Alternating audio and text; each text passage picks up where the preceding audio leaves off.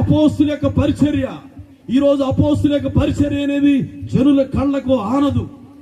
ఎందుకంటే ఇందులో ఖండింపు బోధ ఉంది, నడిపింపు ఉంది, ప్రతిష్ట ఉంది, వైరాగ్యం ఉంది, తగ్గింపు ఉంది, దేవుని యొక్క ప్రేమ ఉంది, దేవుని యొక్క మార్గం ఉంది.